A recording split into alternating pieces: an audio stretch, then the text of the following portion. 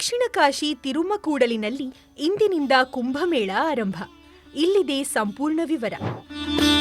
ದಕ್ಷಿಣ ಭಾರತದಲ್ಲಿ ನಡೆಯುವ ಪವಿತ್ರ ಕುಂಭಮೇಳ ಮೈಸೂರು ಜಿಲ್ಲೆಯ ತಿ ನರಸೀಪುರದ ತ್ರಿವೇಣಿ ಸಂಗಮದಲ್ಲಿ ಸೋಮವಾರ ಫೆಬ್ರವರಿ 10ರಿಂದ ಆರಂಭವಾಗಿದ್ದು ಬುಧವಾರ ಫೆಬ್ರವರಿ 12ರವರೆಗೆ 3 ದಿನಗಳ ಕಾಲ ನಡೆಯಲಿದೆ.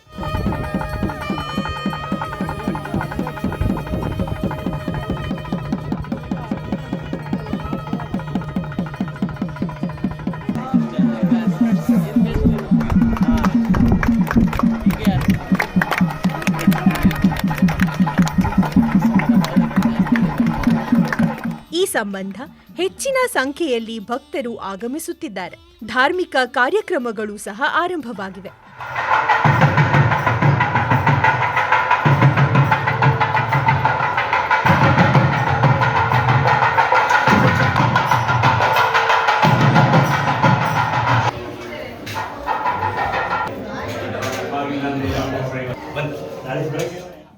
ಇಡೀ ತಿ ನರಸೀಪುರ ಕುಂಭಮೇಳಕ್ಕೆ ಸಾಕ್ಷಿಯಾಗಿದ್ದು ಸಂಭ್ರಮ ಸಡಗರ ಮನೆ ಮಾಡಿದ್ದರೆ ಭಕ್ತಿಯ ಪರಾಕಾಷ್ಠೆ ಮೇಳೈಸುತ್ತಿದೆ.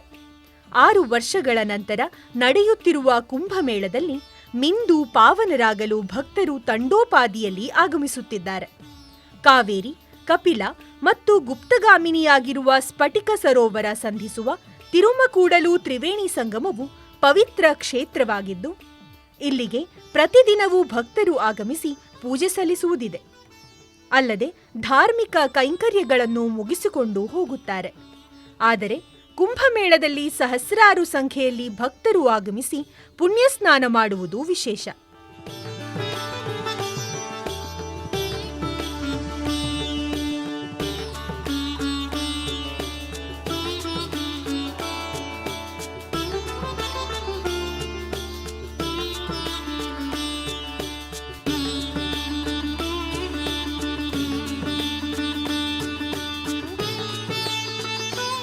ಎರಡು 2019ರ ನಂತರ 2022ರಲ್ಲಿ ಕುಂಭಮೇಳ ನಡೆಯಬೇಕಾಗಿತ್ತಾದರೂ ಕೋವಿಡ್ ಕಾರಣದಿಂದ ನಡೆದಿರಲಿಲ್ಲ. ಈ ಬಾರಿಯ ಕುಂಭಮೇಳಕ್ಕೆ ಹೆಚ್ಚಿನ ಸಂಖ್ಯೆಯಲ್ಲಿ ಭಕ್ತರು ಆಗಮಿಸುವ ನಿರೀಕ್ಷೆ ಇದೆ.